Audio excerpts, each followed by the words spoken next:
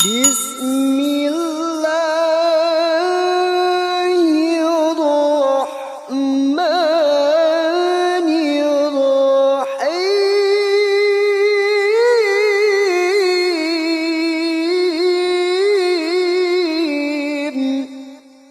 Dari dua orang ulama tabi'in agar menjadi hakim.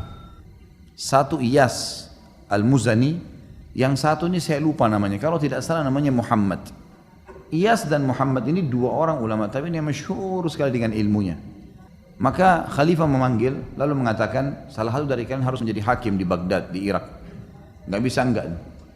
Maka dua-duanya ini saling mendukung saudaranya. Si Muhammad bilang, ya Amir Mu'minin, dukunglah Iyas, karena Iyas ini lebih cerdas daripada saya, lebih tahu hukum, lebih faham dia. Maka kata Iyas tahu nih, dia akan ditunjuk menjadi hakim. Lihat bagaimana para ulama-ulama kita menolak jabatan ini karena takut terjerumus dalam dosa nantinya. Maka Iyas mengatakan, ya Amir Mu'minin, kalau anda mau mengetahui siapa di antara saya dan Muhammad ini yang lebih alim, jangan tanya dia, jangan tanya saya, karena pasti kami saling menuduh nih, mengatakan ini lebih pintar dan lebih pintar. Tapi anda tahu, di Irak ini ada ulama-ulama besar yang bisa jadi rujukan seperti Hasan Basri, Sa'id ibn Musayyab, ada beberapa ulama. Tanya kepada mereka tentang siapa saya, siapa si Muhammad. Rupanya si Iyas ini tidak terlalu dekat dengan Hasan Basri dan tidak juga dekat dengan si Sa'id ibn Musayyab. Yang dekat justru si Muhammad nih. Muhammad ini dalam kisah ini dikatakan tahu kalau si Iyas mau jurumuskan dia, mau jadikan dia sebagai hakim.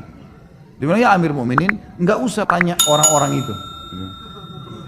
Terus kata Amir Mu'minin, terus gimana caranya? Dia bilang, demi Allah, Iyas lebih pintar dari saya. Kata si Muhammad, karena dia nggak mau jadi hakim. Padahal hakim waktu itu teman-teman sekalian, gajinya lebih tinggi daripada khalifah. Dia bisa menghakimi khalifah bahkan, bukan cuma manusia biasa. Dia diberikan fasilitas tempat tinggal, diberikan kereta kencana, mobil mewah kalau kita sekarang. Enak jabatannya. Orang kalau sekarang memperebutkan itu. Tapi ini dua orang ini nolak. Tahu ini bahaya nih. Ini bisa neraka depannya. Salah hukum, masalah. Maka kata si Muhammad, ya Amir Mu'minin, tidak usah tanya Hasan Basri, tanya Sa'id bin Musayyib. Demi Allah, saya bersumpah dengan Allah, Iyas lebih pintar dari saya. Pilih dia saja. Ya Amir Mu'minin, kalau seandainya anda percaya sama sumpah saya sebagai muslim, maka anda tidak boleh nolak, harus dia jadikan sebagai hakim.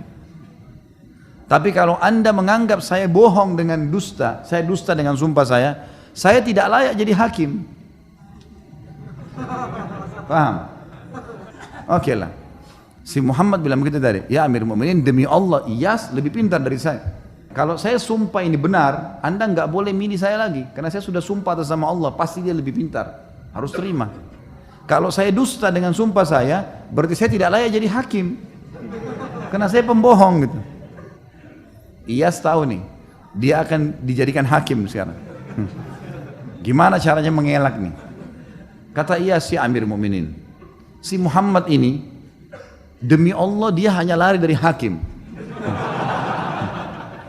Dia lari dari hukum nih. Dia sengaja lempar itu supaya saya yang ditunjuk jadi hakim. Dan saya tahu dia tidak mau jadi hakim. Ya Amir Mu'minin, dia tadi bersumpah itu, saya yakin dia sengaja supaya menjebak saya jadi hakim. Sebentar, keluar dari sini dia bayar kafaranya 3 hari puasa.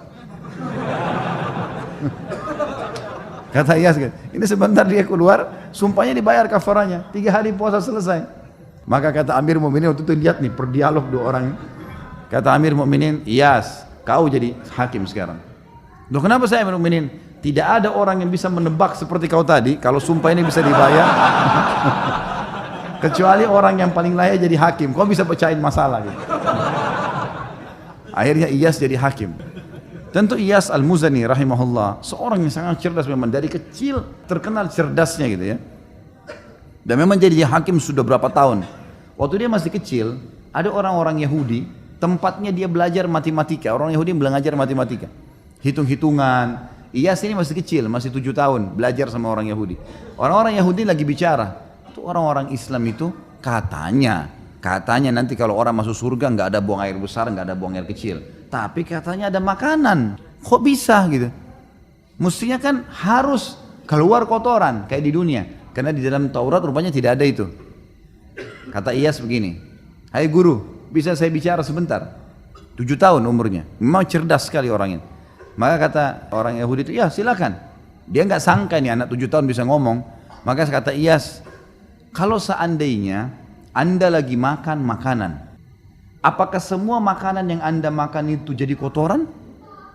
Dia bilang enggak. Lalu kemana? Kata gurunya, jadi energi. Sisanya yang tidak dibutuhkan tubuh jadi kotoran. Kata Iyas, lalu kenapa Anda pungkiri kalau di akhirat nanti bisa saja semuanya jadi energi? Tidak harus jadi kotoran. Itulah keyakinan kami orang Islam. Balik ini orang Yahudi sama Yahudi mengatakan, ini semoga Allah matikan nih anak.